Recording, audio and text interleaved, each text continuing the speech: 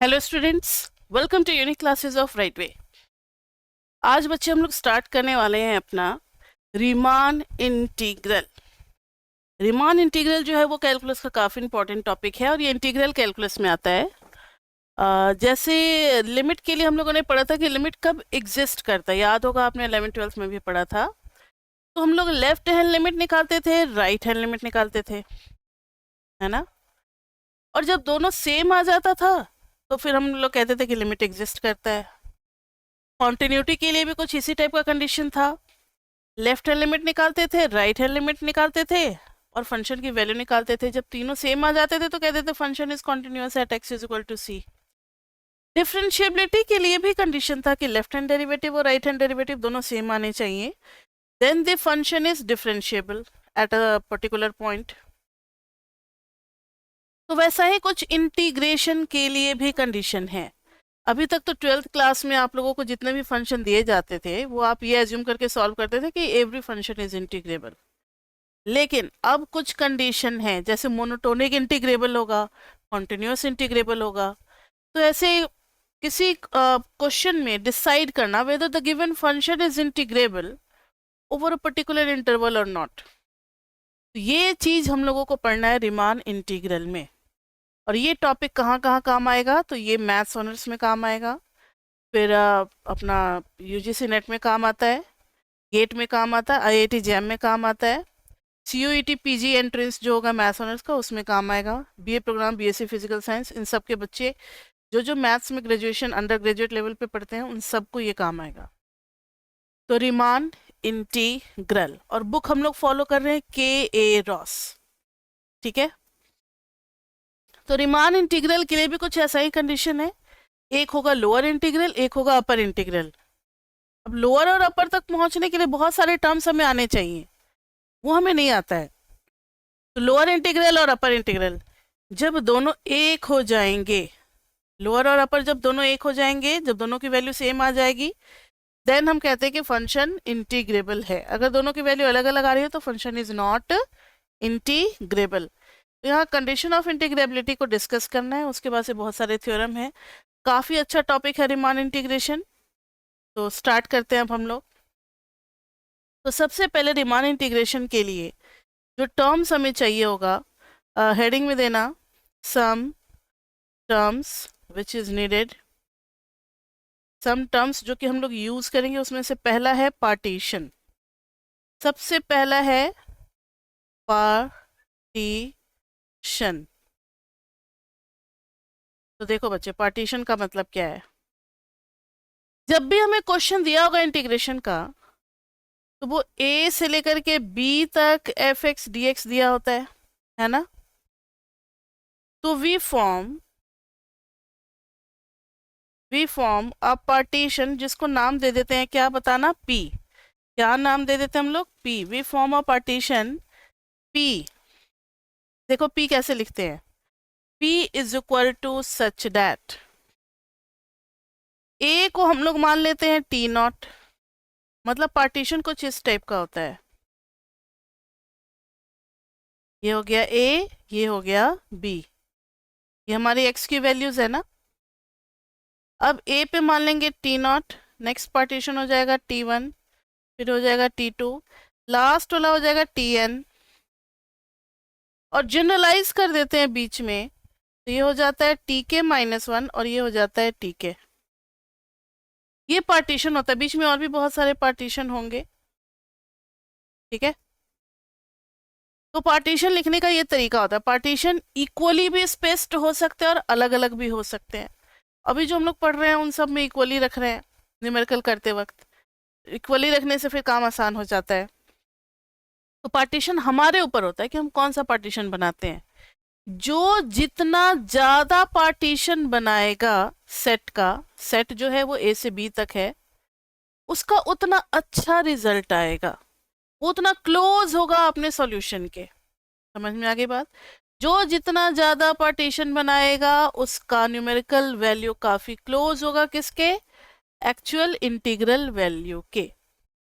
चलो पहले पार्टीशन तो लिख ले। p is equal to set के अंदर लिखेंगे a is equal to t naught, उससे बड़ा फिर हो जाएगा T1, क्योंकि ये नंबर लाइन है बच्चे, और नंबर लाइन पे राइट वाली वैल्यू हमेशा लेफ्ट वाले से क्या होती है, बड़ी होती है। फिर T1 से बड़ा हो जाएगा T2, लाइक दिस वे। फिर हम लोग पहुंचेंगे कहाँ तक, Tk-1 से बड़ा Tk, और लास्ट में पहुंचते पहुंचते पहुंचेंगे Tn is equal to B. So remember कि ये हमारा पार्टीशन लिखने का तरीका है। हर क्वेश्चन में स्टार्टिंग में हम लोग पार्टीशन बनाते हैं, फिर आगे बढ़ते हैं। बिना पार्टीशन बनाए तो स्टार्ट हो ही नहीं सकता। जैसे हमारे हिंदू रिलीजन में हम लोग कहते हैं ना, श्री गणेशाय नमः, कोई भी शुभ काम करते हैं तो वैसे ये बिना पार्टीशन बनाए हो ही नहीं सकता। कोई थ्योरम भी करोगे, कुछ भी करोगे, हर जगह पहला सेंटेंस में लिखना होगा। तो पार्टीशन समझ में आ गया कि पार्टीशन हम अपनी मर्जी से बनाते हैं, ज़्यादा भी बना सकते हैं, कम भी बना सकते हैं, जनरलाइज कर देते हैं अभी न्यूमेरिकल करते वक्त Tn। पार्टीशन के बाद आपको जानना है,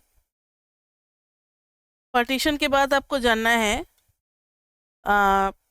एक और टर्म है, let f be a bounded function. Supremum infimum के बारे में बता रहे हैं। Let f be a bounded function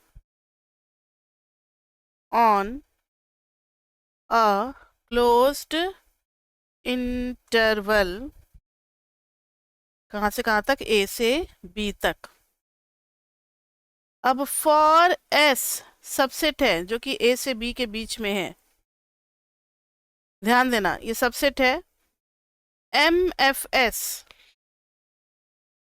M for maximum value, capital M for maximum value, small m for minimum value, ये आपको याद रखना, नोटेशन सारे। कैपिटल M F S, ये लिखने का तरीका होता है, ये पहला फंक्शन होता है जिस फंक्शन को हम इंटीग्रेशन करने वाले हैं। ये सेट होता है, जिस सेट के ऊपर जो भी हमारा बाउंडेड होता है सेट, डेफिनेट इंटीग्रल में तो एक बाउंडेड सेट देगा कि आपको इसके इसके बीच में करना है, तो वो सेट होता है S। लिखने का तरीका यही है, हमारे इंडियन बुक्स में पहले S लिखता है फिर F लिखता है। तो ये फॉरेन लेटर की बुक है, हम लोग इसी को फॉलो कर रहे हैं। तो पहले फंक्शन लिखेंगे और बाद में क्या लिखेंगे, सेट लिखेंगे। और M फॉर मैक्सिमम, तो MFS को जब डिफाइन करेंगे तो दिस इज सुप्रीमम ऑफ, और सुप्रीमम आपको पता है क्योंकि रिमान इंटीग्रेशन तभी आप पढ़ते हो जब आप रियल एनालिसिस का स्टार्टिंग पढ़ चुके होते हो। तो सुप्रीमम सबको पता है, supremum is equal to F X function का where x belongs to s। मतलब MFS का मतलब है कि S सबसेट में से जितनी भी x की वैल्यूज है सबको फंक्शन के अंदर बारी बारी से पुट करो, उसमें जो सबसे बड़ी वैल्यू आएगी वही होगी MFS की वैल्यू। समझ में आई बात? अब है स्मॉल MFS, ये हो जाएगा infimum of fx when x belongs to s। मतलब S सेट से अगर हम सारे पॉइंट को बारी बारी से फंक्शन के अंदर पुट करें तो जो सबसे छोटी वैल्यू होगी, आप अभी सबसे छोटी वैल्यू में मानो, जिनको सुप्रीमम इन्फीमम पता है उनको तो सब कुछ पता होगा, जिनको नहीं पता है वो लोग मान लो कि मैक्सिमम और minimum infimum F X when X belonging to S, ये डेफिनेशन है। ठीक है, इसके बाद से हम लोग जानेंगे अपर डारबॉक्स सम। अपर डारबॉक्स सम, ऐसे ही लोअर डारबॉक्स सम भी होगा एंड लोअर डारबॉक्स सम। कुछ बुक में सीधा अपर सम और लोअर सम यूज करते हैं, वही बात है, डारबॉक्स का ही है, तो कुछ अलग नहीं है। अब यहाँ पर क्या है अपर डारबॉक्स सम और लोअर डारबॉक्स सम में, इसको रिप्रेजेंट करेंगे एक नोटेशन से, दैट इज अपर डारबॉक्स सम में यूज करेंगे UFP। हमेशा पहला जो होगा वो फंक्शन f का प्लेस होगा, दूसरा जो होगा वो पार्टीशन का होगा, और U फॉर अपर सम, और इसको रिप्रेजेंट करेंगे LFP। अब इस दोनों को निकालते कैसे हैं वो देखना है हमें। तो यहाँ देखो, P तो पार्टीशन है, कौन सा पार्टीशन है आप जान चुके हो, पार्टीशन मैंने ऑलरेडी डिस्कस कर लिया है, इसलिए दोबारा डिस्कस करने की जरूरत नहीं है, सीधा UFP का फॉर्मूला बता रहे हैं। पहले कॉन्सेप्ट समझा देते हैं फिर फॉर्मूला बताएंगे। फिर से वही पार्टीशन ले रहे हैं, A is equal to T naught, फिर है T1, फिर है T2, फिर है T3, Tk-1, Tk, लास्ट में Tn is equal to B. UFP कहता है कि हर पार्टीशन से आपको मैक्सिमम ढूंढना है। क्या ढूंढना है? मैक्सिमम। मान लो कि इस वाले पार्टीशन में, मैक्सिमम है m1 और मिनिमम है स्मॉल m1। मैक्सिमम है इसमें m2 और स्मॉल m2। समझ रहे हो क्या हो रहा है? हम यहाँ से यहाँ तक की सारी वैल्यूज को फंक्शन में पुट कर रहे हैं और फिर मिल रहा है हमें मैक्सिमम। समझ में आ रही है बात? फिर मिल रहा है हमें मैक्सिमम। फिर यहाँ से यहाँ तक की सारी वैल्यूज डाल रहे हैं, जो मैक्सिमम मिल रहा है उस वो सेकेंड इंटरवल का है, उसको रिप्रेजेंट कर रहे हैं कैपिटल M2 से। फर्स्ट इंटरवल में जो भी मैक्सिमम मिल रहा है उसको हम रिप्रेजेंट कर रहे हैं कैपिटल M1 से। जो मिनिमम वैल्यू मिल रहा है फंक्शन का उसको रिप्रेजेंट कर रहे हैं स्मॉल m1 से। ये हमारा डोमेन है जो नंबर लाइन पे बना हुआ है। इन सबको फंक्शन में पुट करेंगे तब आएगा। ये ग्राफ से भी देख करके बता सकते हैं हम लोग। वैसे ही इस वाले इंटरवल में m3 मिलेगा, स्मॉल में स्मॉल m3 मिलेगा। वैसे ही यहाँ पर mk मिलेगा और यहाँ पे स्मॉल में स्मॉल mk मिलेगा। ठीक है। अब पहले वाले का आ जाएगा delta T1, length of interval. दूसरा आ जाएगा length of interval delta T2। ये सब डोमेन की बात हो रही है। तीसरे इंटरवल का लेंथ हो जाएगा डेल्टा T3। तो kth इंटरवल का लेंथ कितना हो जाएगा? Delta Tk। अब ध्यान से देखो कि डेल्टा T1 का मतलब है यहाँ से यहाँ तक का लेंथ। नंबर लाइन पे जब भी लेंथ निकालना होता है, मान लो ये 2 है और ये 5 है, तो इसके बीच का लेंथ क्या आएगा? 3। ये कैसे निकला? तो 5 - 2, राइट में से लेफ्ट वाले को सब्ट्रैक्ट करते हैं। ये सबको पता है, स्केल पे जो करते थे नंबर लाइन पे। तो डेल T1 का मतलब है बच्चे T1 - T0। डेल T2 का मतलब है T2 - T1। डेल T3 का मतलब है T3 - T2। Similarly del Tk हो जाएगा Tk - Tk-1। जनरल इंटरवल का लेंथ भी आ गया हमारे पास। तो ये लेंथ ऑफ इंटरवल आ गया। अब अपर सम को जरा देखो क्या कहता है। यूएफपी जो है वो कहता है हर इंटरवल के लेंथ को उसके मैक्सिमम से मल्टीप्लाई करके और सबका सम कर दो, वो हो जाएगा अपर सम। नहीं आई बात समझ में? फर्स्ट इंटरवल का बताओ मैक्सिमम क्या है? m1, और उसका इंटरवल का लेंथ क्या है? Delta T1। इसको इससे मल्टीप्लाई करना है, फिर m2 को इससे मल्टीप्लाई करना है, m3 को इससे मल्टीप्लाई करना है। ठीक है। और सबका सम करना है, यानी m1 into delta T1 plus m2 into delta T2 plus capital M3 into delta T3 plus so on. फिर लास्ट में आ जाएगा capital MN into delta TN। तो क्या हम इसको जनरलाइज करके यूएफपी, फंक्शन एफ इसलिए एफ लिखा, फंक्शन जी होता तो UGP लिखते, अगर पार्टीशन क्यू होता तो UGQ लिखते। ये सारा नोटेशन आपको पता होना चाहिए। अब इतना बड़ा लिखने से अच्छा है क्यों ना हम इसको सिंपल से नोटेशन में capital MK into delta TK लिख दे और K की वैल्यू कर दे 1 से लेकर के N तक। ये भी चलेगा, बहुत बढ़िया डेफिनेशन है ये। समेशन में कर दिया तो बड़ी सी चीज को हमने कंडेंस करके छोटा बना दिया, है ना। तो ये न्यूमेरिकल करते वक्त आपको याद होना चाहिए, हमारे ब्रेन में ना आसानी से एक्सेप्ट हो जाता है, इसलिए हम लोग ये बताते हैं। लेकिन एक्चुअली में लिखने का तरीका जो है वो ये है कि कैपिटल MK का भी पूरा डेफिनेशन लिखेगा बुक में। UFP is equal to summation K is equal to 1 to N। अब कैपिटल MK को जो डिफाइन किया था ना, कहाँ पे, उस पूरी चीज को डालेगा ये। तो कैपिटल M और किस फंक्शन पे, एफ फंक्शन के लिए, और किस इंटरवल के लिए, तो टीके -1 से लेकर के टीके के बीच में ढूंढेंगे। ठीक है, ये आ गया किसके लिए, एमके के लिए, इनटू डेल्टा टीके क्या हो गया, टीके -1। अब ध्यान से देखो, where capital M K is equal to M F TK -1 से लेकर के टीके तक। समझ में आई बात? तो आपको ना ये वाला लर्न करना है। अगर डेफिनेशन लिखने को आता है तो आप ये लिखोगे पेपर में। ठीक है, इसमें सारा इन्फॉर्मेशन है, मतलब क्या है एमके। आपको अलग से एमके को डिफाइन करने की जरूरत नहीं। अब ये वाला लिखोगे तो आपको समझाना पड़ेगा what is MK, what is delta TK, ये समझाना पड़ेगा, लेकिन इसमें सब कुछ एक्सप्लेन्ड भी है।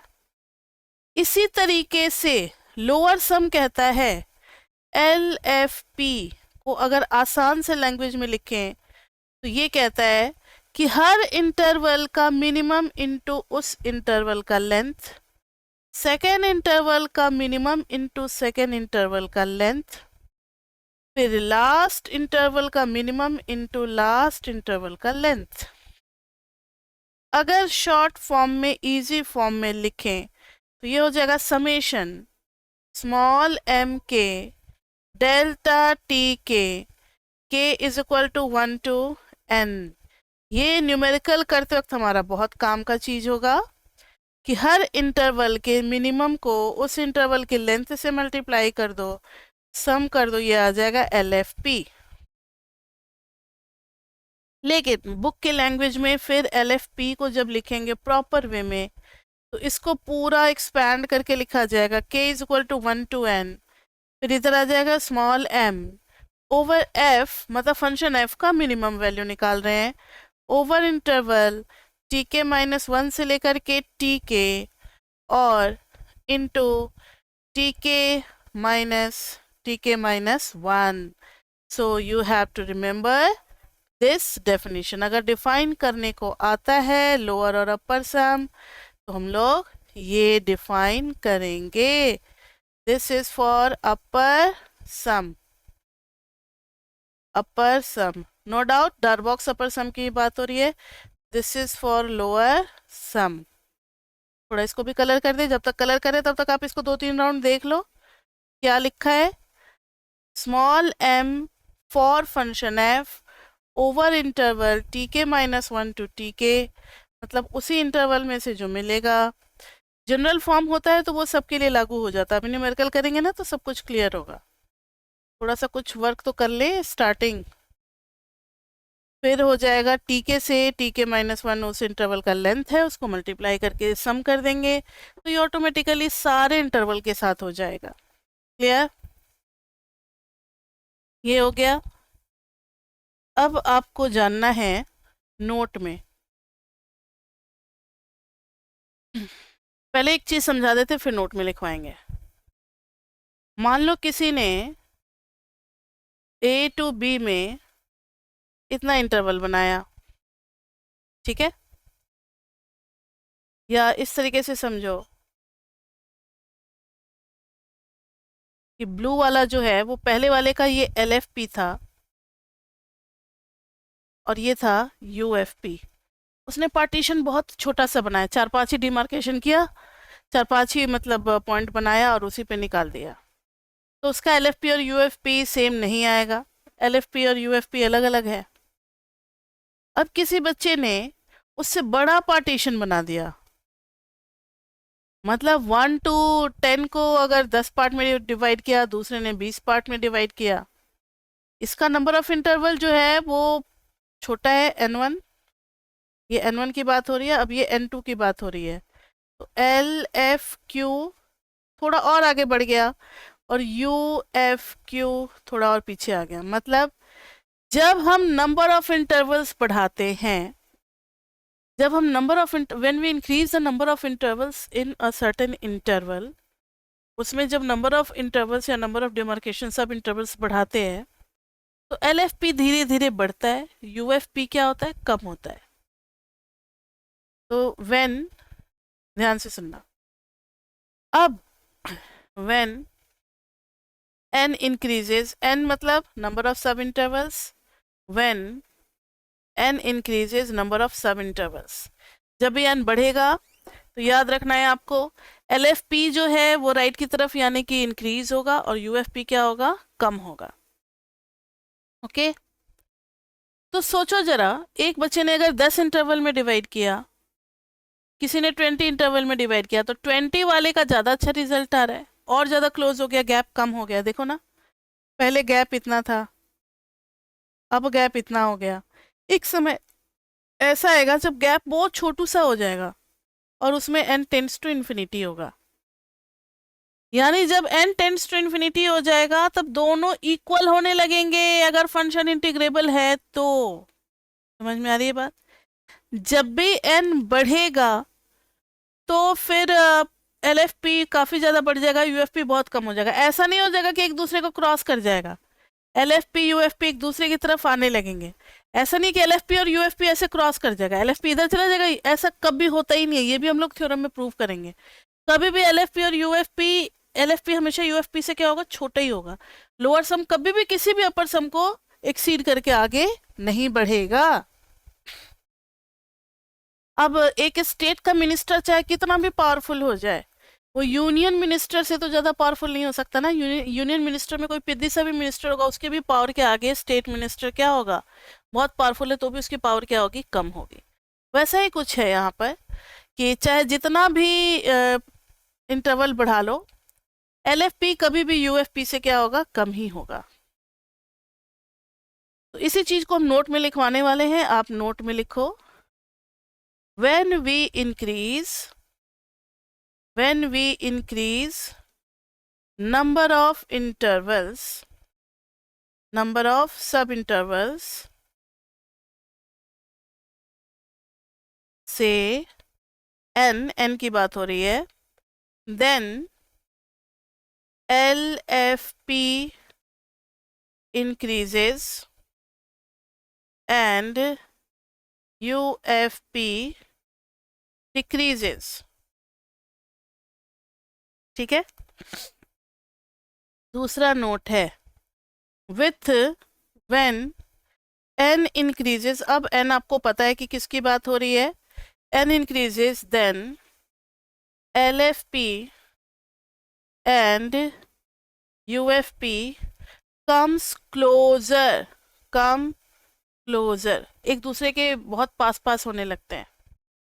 अब लास्ट का नोट जो कि हमारे बहुत काम का है, when ये माना जाता है कि जब n टेंड्स टू इन्फिनिटी होगा, then LFP will be very much closer to UFP। ठीक है, then function is इंटीग्रेबल। अब ध्यान दो, इसको हम लोग किसी खास टर्म से जानते हैं। अब आपको जानना है नया टर्म जो है, अपर सम लोअर सम हो गया ना, अब है अपर इंटीग्रल और लोअर इंटीग्रल। अपर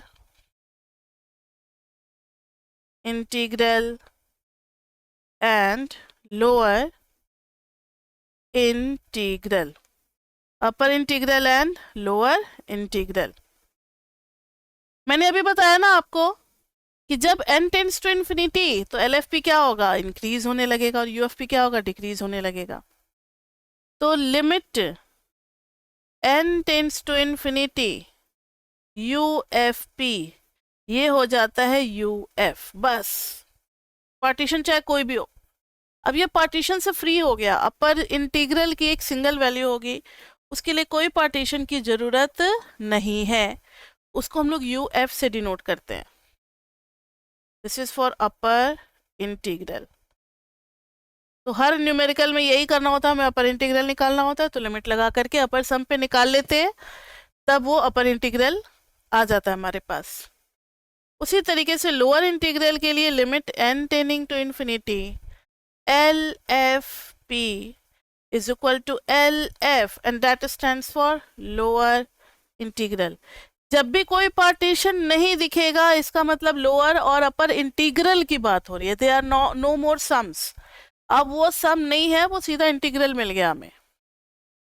ठीक है, तो इस वाले डायग्राम में थोड़ा और समझा दें कि इधर से यू एफ पी बढ़ता हुआ आ रहा है, मतलब डिक्रीज करता हुआ है।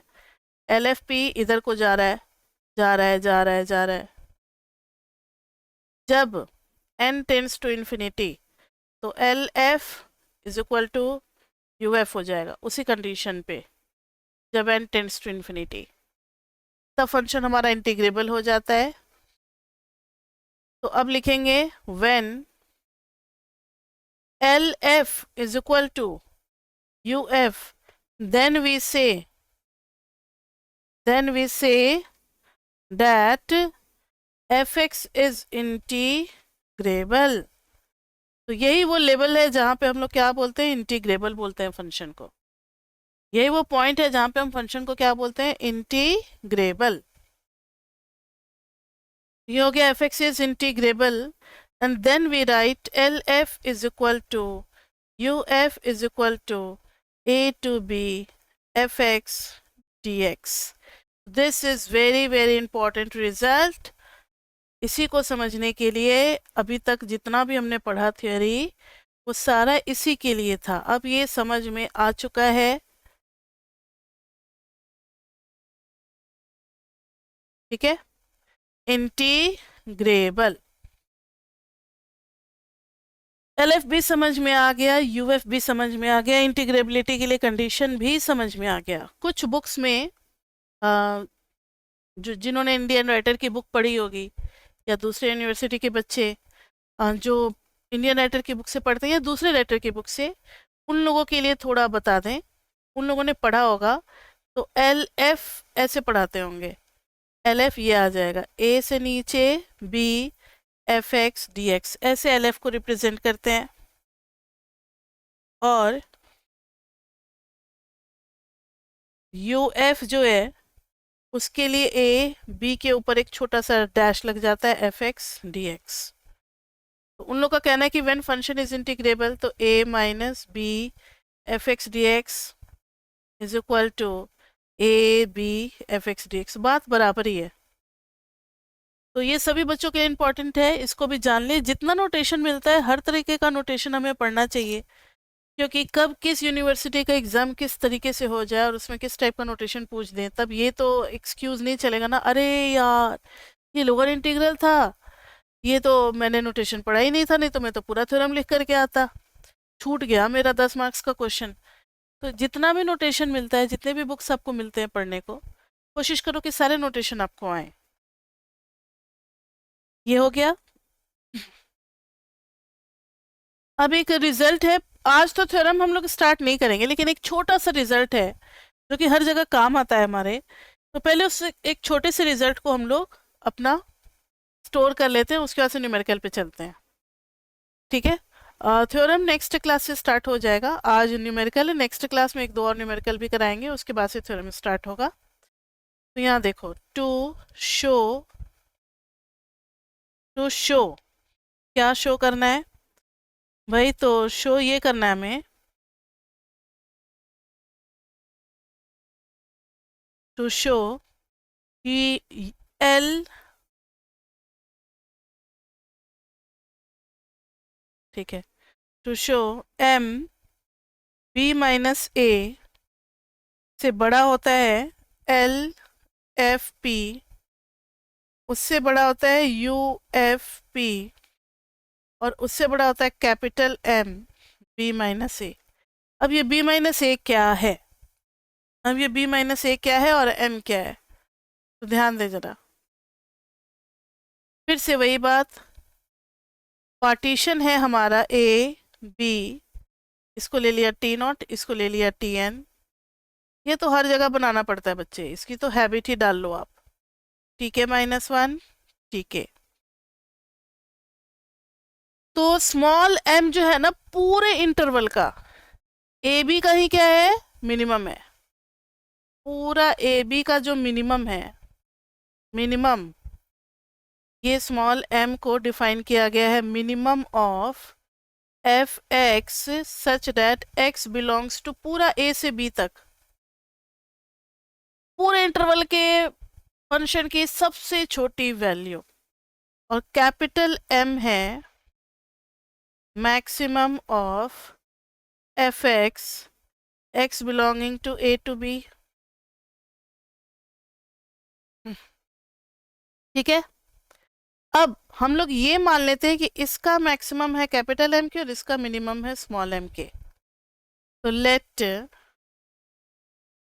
कैपिटल M के बी एंड स्मॉल m के B maximum and supremum and infimum value, b supremum of fx। अभी कैपिटल m के बारे में लिख दो, let capital M K be supremum of fx such that x belongs to k minus tk minus 1 से लेकर के कहाँ तक tk, और फिर स्मॉल m के be infimum fx such that x belonging to tk माइनस 1 से लेकर के कहाँ तक बताओ tk तक।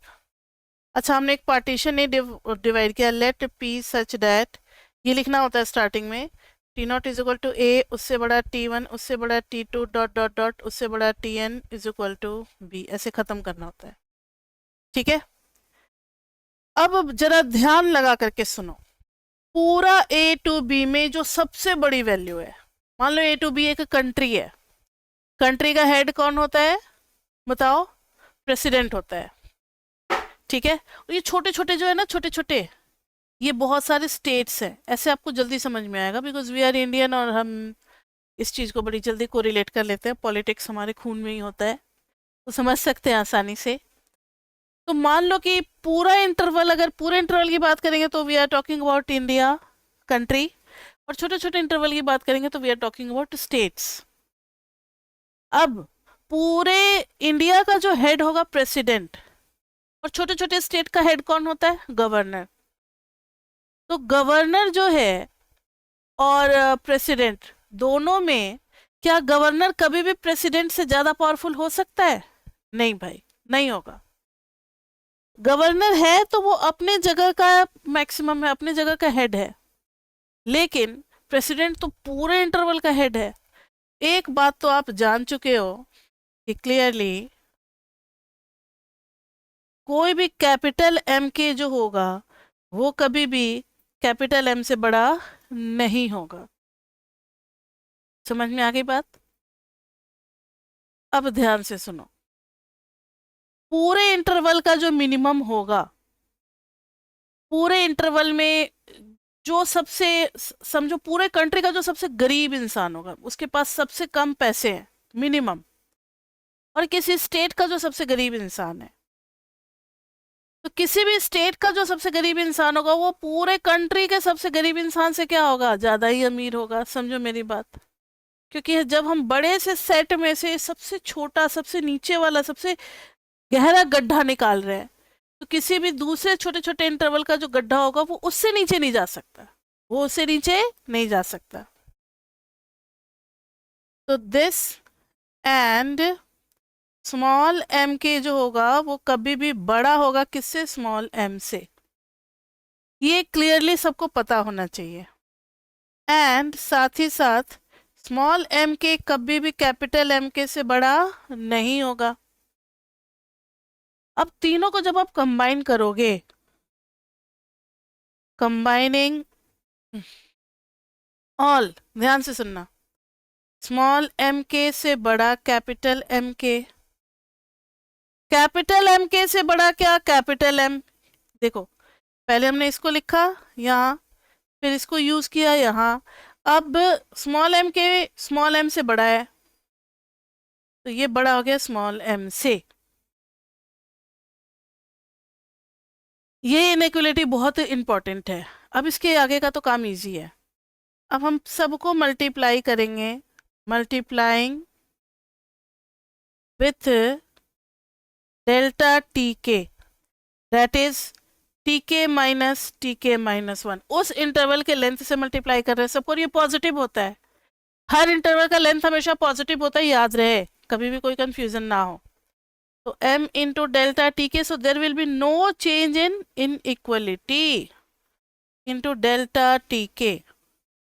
इधर आ गया कैपिटल M के इंटू डेल्टा टी के, इधर आ गया capital M into delta T K. अब टेकिंग समेशन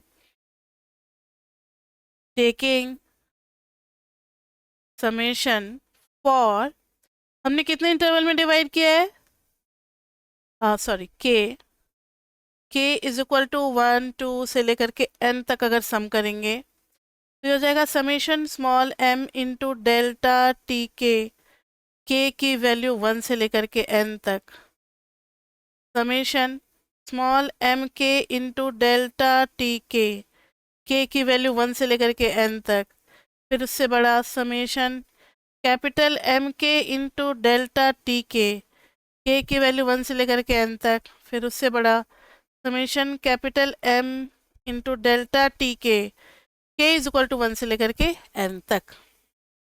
अब ध्यान रहे ये स्मॉल m और कैपिटल M सिंगल वैल्यू होगी, इंटरवल के साथ नहीं चेंज करेगा, मतलब आप कितने पार्टीशन डिवाइड करें उस पर डिपेंड नहीं करेगा, पूरे ए बी में ये सिंगल वैल्यू होगी, तो हम इसको कांस्टेंट जैसा बाहर ले सकते हैं समेशन के। तो यहाँ पर ले लेंगे बाहर, तो ये हो जाएगा summation delta T K is equal to 1 to n। लेकिन इसको नहीं ले सकते बच्चे, ये m के तो इंटरवल के हिसाब से बदलता रहेगा ना,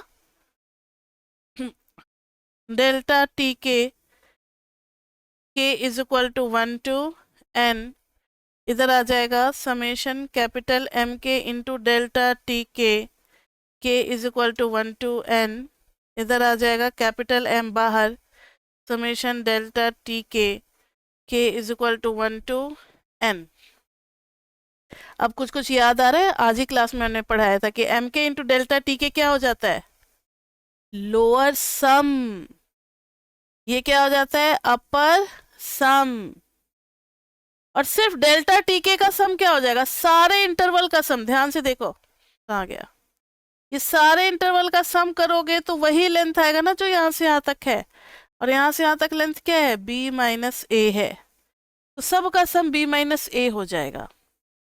तो अब आज के बाद से कभी भी ये जब भी आएगा तो इसकी जगह पे आप सीधा b माइनस ए लिख दोगे, और ये हो जाएगा लोअर सम, तो एल एफ पी उससे बड़ा, यू एफ पी उससे बड़ा, कैपिटल M b माइनस ए। कभी 2 से 3 नंबर में ये पूछ देते हैं, तो ये आपको पता होना चाहिए, या कहीं कहीं यूज भी हो जाता है थ्योरम के बीच में। ये इजी था, समझ में आ गया सबको? नहीं समझ में आया तो आप वीडियो को फिर से पीछे बैक करके आप अपना देख सकते हो। ये फैसिलिटी तो बहुत बढ़िया फैसिलिटी, हम लोग के टाइम में तो ये नहीं था, अब तो आजकल के ज़माने में ये हो गया है कि आप एक ही लेक्चर को कितनी बार भी सुन सकते हो, कितनी भी बार देख सकते हो। हम लोग तो खैर प्रोफेसर के पीछे पीछे दौड़ते थे कि प्लीज़ सर ये टॉपिक समझा दो, और कभी एब्सेंट हो गया तो मत पूछो, इतनी दिक्कत होती थी। अब वो प्रोफेसर जो है वो भाव खा रहा है, वो कुछ नहीं बताता था। नहीं बेटा, खुद से ट्राई करो, दोस्तों से पूछो, बताऊंगा बताऊंगा बताऊंगा, उनकी लेगेसी चलती थी अपनी। लेकिन आज ये चीज़ खुल गया है, हर बच्चे कहीं भी बैठ करके आप अपना पढ़ सकते हो। ये चीज़ आ गई समझ में? तो ये था पूरा, समझ लो फिल्म का ट्रेलर हो गया। अब एक क्वेश्चन करना बनता है, तो क्वेश्चन करते हैं एक। आज हम लोग एग्जाम्पल 1 करेंगे, एग्जाम्पल 2 और कुछ और क्वेश्चन नेक्स्ट क्लास में करेंगे, फिर 1-2 थ्योरम भी हो जाएगा। आज एक एग्जाम्पल करते, बिना एग्जाम्पल किए नहीं ख़त्म करेंगे, कुछ तो समझ करके जाएं कि करना क्या है, और एक एग्जाम्पल आपको होमवर्क में देंगे। एग्जाम्पल 1 है आपके बुक का, the simplest function whose integral is not obvious is fx is equal to x square, consider f on interval for a partition this one। सीधी सी बात है, इन्होंने कहा है कि is fx is equal to x square integrable in 0 to b where b is greater than 0। बस यही question है, इतना ही आएगा पेपर में। तो इंटरवल हमें दिया हुआ है 0 to b, यानी a की वैल्यू 0 है। तो लेट b, सबसे पहले मैंने हमेशा कहा है कि हर क्वेश्चन में आपको पार्टीशन बना देना है, और पार्टीशन हम इक्वल लेंथ का बनाएंगे। तो let we divide 0 to b in n equal sub intervals.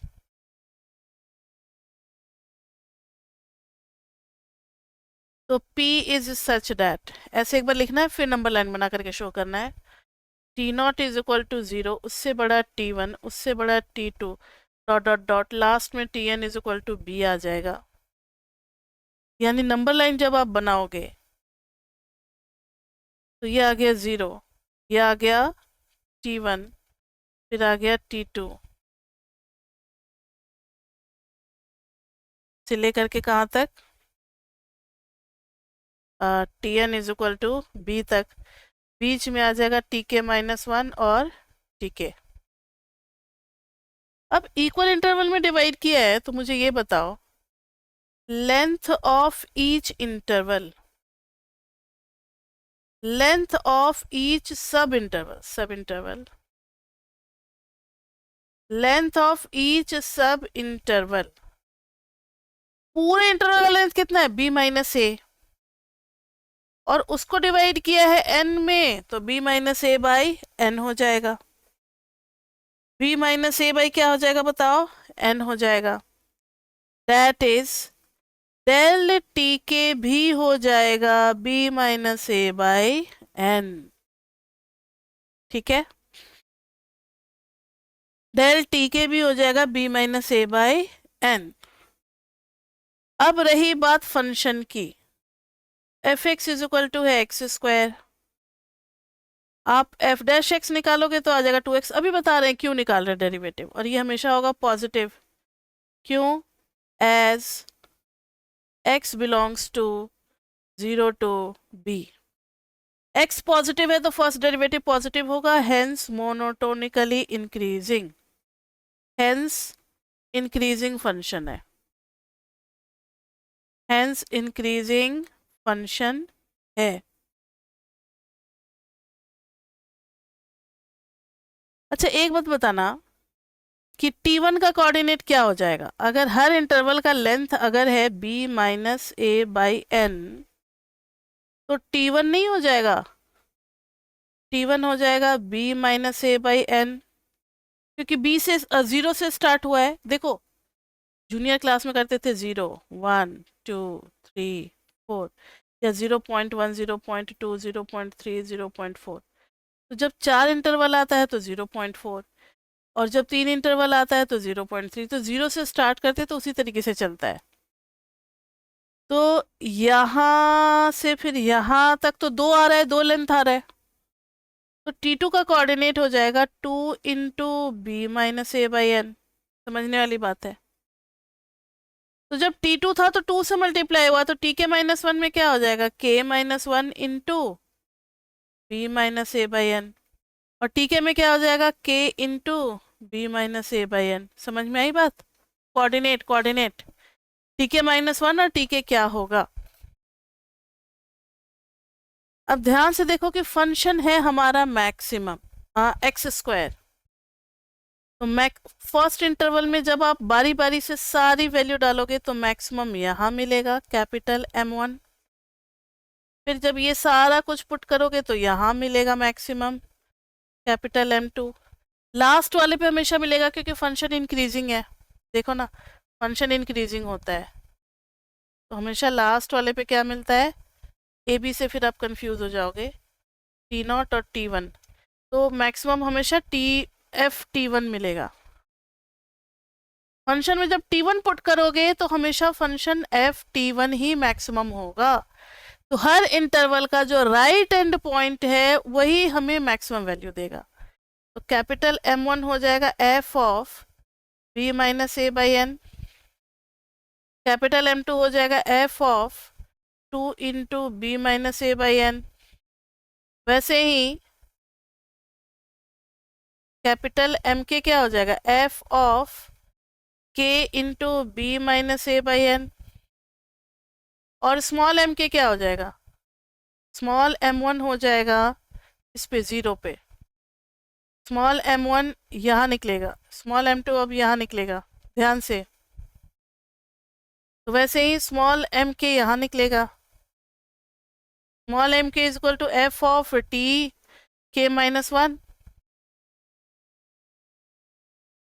समझ में आ रही है बात?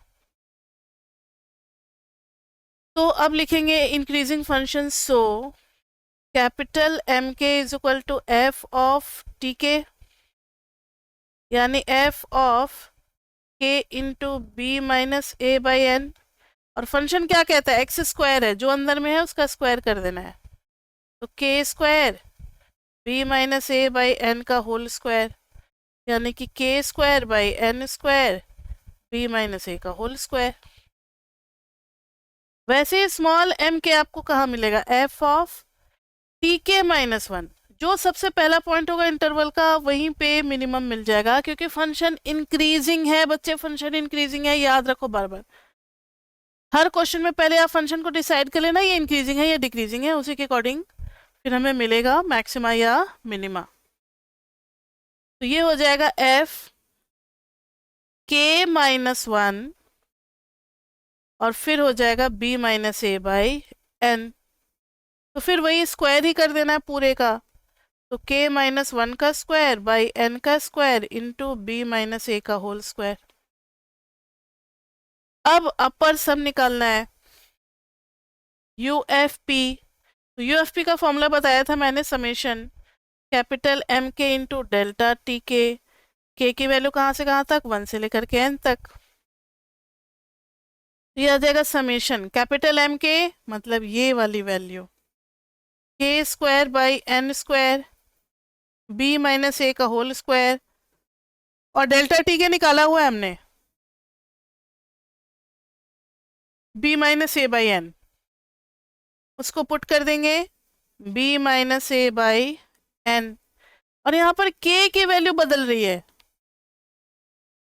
अब ध्यान से सुनो मेरी बात, के को छोड़ के जो भी चीज है वो सारा कांस्टेंट है, यानी एन स्क्वायर कांस्टेंट है, बी माइनस ए का होल क्यूब कांस्टेंट है, बाहर चला जाएगा, और ये भी एन भी कांस्टेंट है, तो ये आ जाएगा b माइनस ए का होल क्यूब बाहर, n क्यूब बाहर, और summation of K square k is equal to 1 to n। अब क्लास 11th में पढ़ा था आपने, कॉन्जिक्यूटिव स्क्वायर का सम क्या होता है, याद है, 1 प्लस 2 प्लस 3 से लेकर के n तक का सम होता था n into n plus 1 by 2, 1 square plus 2 square से लेकर के n स्क्वायर तक का सम क्या होता था, n into n plus 1 into 2n plus 1 by 6, और क्यूब का क्या होता था, 1 क्यूब 2 क्यूब, ये तो फॉर्मूला बच्चों को रटा हुआ रहता है, n into n plus 1 by 2 का होल स्क्वायर। तो उस हिसाब से आप देखो तो स्क्वायर का सम चाहिए, तो b माइनस ए का क्यूब बाई n क्यूब, और होल स्क्वायर का सम करोगे तो n into n plus 1 into 2n plus 1 by 6, ये आया है, अभी सिर्फ अपर सम आया है।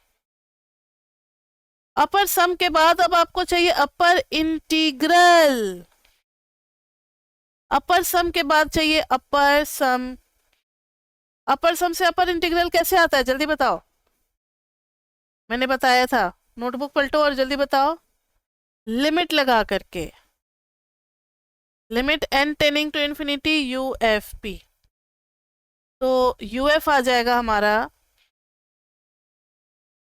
यू एफ आ जाएगा, बस 2 मिनट और है, ऐसा ही एल एफ निकालेंगे और फिर दोनों इक्वल आ जाएगा, तो हो गया इंटीग्रेबल। तो limit n tending to infinity U F P, यानी कि b माइनस ए का whole cube by N cube, इस पूरी चीज को कर रहे हैं। अब यहाँ से n पहले लिख देते हैं, फिर नेक्स्ट स्टेप में लिमिट सॉल्व करेंगे। अब देखो limit n tending to infinity याद है, 11 से पढ़ते चले आ रहे हो, ऊपर में कितना n है, 1 2 3, तो n क्यूब बाहर आ जाएगा, तो b माइनस ए क्यूब बाहर है, 6 बाहर है, इधर में n क्यूब बाहर आया, और नीचे में तो n क्यूब है ही। अब ये n गया तो 1 बचा, ये n गया तो 1 प्लस 1 बाई n बचा, ये n गया तो 2 प्लस 1 बाई n बचा। अब आपको पता है कि 1/n की लिमिट हो जाती है 0, 0, तो ये सब हो जाएगा 0, ये दोनों कैंसिल, बचा b माइनस ए का क्यूब बाई 6, 1 प्लस 0 और 2 प्लस 0, तो 2 तो बच गया, 2 3 जा, तो यू एफ आ गया हमारे पास b माइनस ए का क्यूब बाई 3। आप इसको कहीं स्टोर करके रख ले क्योंकि कंपैरिजन में काम आएगा, यूएफ की जरूरत पड़ेगी हमें आगे चल के। यूएफ निकल गया बच्चे, b माइनस ए का होल क्यूब बाई 3।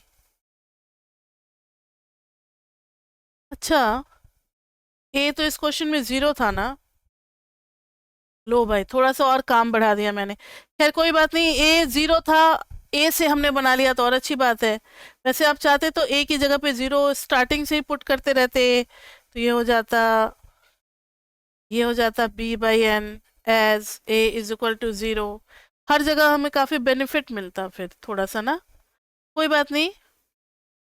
आप इस क्वेश्चन को ही बदल डालो, a कर दो, यहाँ भी a कर दो, यहाँ भी a कर दो, और a एफ ऑफ ए यहाँ भी a कर दो, हो गया ठीक है। अब तो सही है, यहाँ भी a कर दो, क्वेश्चन ही बदल दिया, कोई बात नहीं। आप इसको 0 से लेकर के कर लेना, इजी हो जाएगा। अब सिंस a इज 0 तो थोड़ा सा तो काम करना पड़ेगा ना, since a is 0 so uf is equal to b cube by 3। इस रिजल्ट को आप बचा करके रखो uf का, ठीक है। अब हम लोग तो इसको लेकर के चलेंगे क्योंकि हमने a को 0 नहीं माना है। अब क्वेश्चन में है तो आप समझ ही रहे हो कि क्या कह रहे हैं, जब a 0 कर दोगे तो ये आ जाएगा, लास्ट में कर दिया।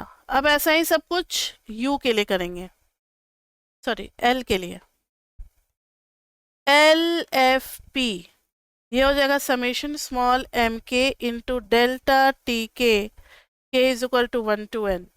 स्मॉल एम के क्या था, F of T K minus 1, यानी ये था summation F of T K minus 1, और टी के माइनस 1 क्या था, K minus 1 B minus A by N, F of T K minus 1 into delta T K का मतलब है T K minus 1 K is equal to 1 to n।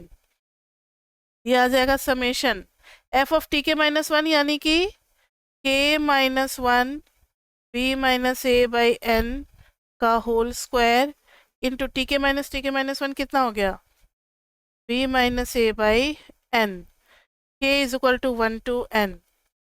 अब b minus A का whole cube बाहर आ गया, n cube बाहर आ गया, summation of k minus 1 का होल स्क्वायर। अच्छा n क्यूब बाहर इसलिए आएगा क्योंकि इस पे स्क्वायर है, और ये मिल करके n क्यूब हो गया, ये स्क्वायर और ये मिल करके क्यूब हो गया, k माइनस 1 का whole square, k is equal to 1 to n, b minus A का whole cube by n cube. अब यहाँ देखो k माइनस 1 का होल स्क्वायर का सम हो रहा है, तो समेशन ऑफ n स्क्वायर का फॉर्मूला होता है n into N plus 1 into 2n plus 1 by 6। उस हिसाब से करेंगे तो k माइनस 1 प्लस 1 फिर 2 इंटू के माइनस 1 प्लस 1 बाई 6। समझ ही गए हो अब आप, ये दोनों कैंसिल, ये बचेगा b माइनस ए का whole cube by 6n cube, ऊपर में बचेगा k माइनस 1 इंटू के, और इधर बचेगा 2k माइनस 2 और प्लस 1 तो 2k माइनस 1। अब एल एफ के लिए मैंने आपको बताया था कि लिमिट लगा देना है n टेंडिंग टू इन्फिनिटी, किस पे, लोअर सम पे, तो एल एफ पी पे लिमिट लगा देंगे, तो लिमिट लगाते ही आ जाएगा limit n tending to infinity b minus A का whole cube by 6n cube, और ऊपर में k की जगह पे n नहीं आ गया था, एक मिनट, हर जगह k की जगह पे n कर दो, n है बच्चे यहाँ पे समेशन के बाद, तो देखो एक एन यहाँ से, एक एन यहाँ से, एक एन यहाँ से, तो एन क्यूब बाहर आ गया, बचा 1 minus 1/n into 1 into 2 minus 1/n। N cube cancel, और आपको पता है कि 1/n की लिमिट 0 हो जाएगी, 1/n की लिमिट 0 हो जाएगी। तो बचा b माइनस ए का होल क्यूब बाई 6 और इंटू 2, 2 से 3, ये आ गया b माइनस ए का होल क्यूब बाई 3। अब since a is 0, so LF is equal to b cube by 3। अब बताओ दोनों सेम है या नहीं है? ये भी b क्यूब बाई 3, ये भी b क्यूब बाई 3, दोनों सेम है, तो फंक्शन इज इंटीग्रेबल। तो लिखेंगे since LF is equal to UF is equal to b cube by 3, so 0 to b x square dx is equal to b cube by 3, and यहाँ पे लिख देते हैं हेंस इंटीग्रेबल। क्योंकि LF और UF जब दोनों सेम आए तो फंक्शन इंटीग्रेबल हो गया, और इंटीग्रेबल हो गया तो अब हम बिल्कुल ठोक बजा करके ये कह सकते हैं कि एक्स स्क्वायर का इंटीग्रेशन जो आएगा ए 0 टू b के बीच में, वो आएगा b क्यूब बाई 3।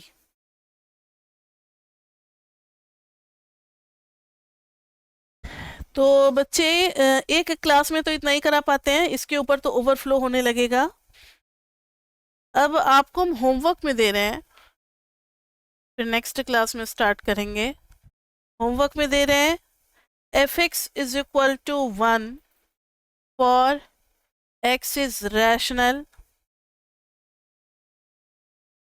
और 0 इरेशनल के लिए,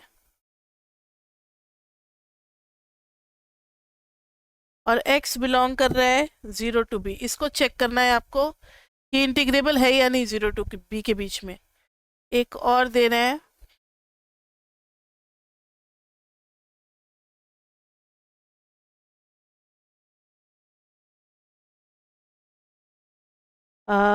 इन ये 3x प्लस 1 dx को पहले चेक करना है और फिर इंटीग्रल की वैल्यू निकालनी है। और तीसरा question, show that every constant function is integrable. ये इसलिए लिख लिया है ताकि नेक्स्ट क्लास में कोई टॉपिक हमारा मिस ना हो। Every constant function is integrable, ठीक है। एक्स स्क्वायर का तो हमने क्लास में कर लिया। और एक और क्वेश्चन 1 to 2 का तो हो गया ना, 0 to 1, 1 to 2 का थोड़ा इंपॉर्टेंट है।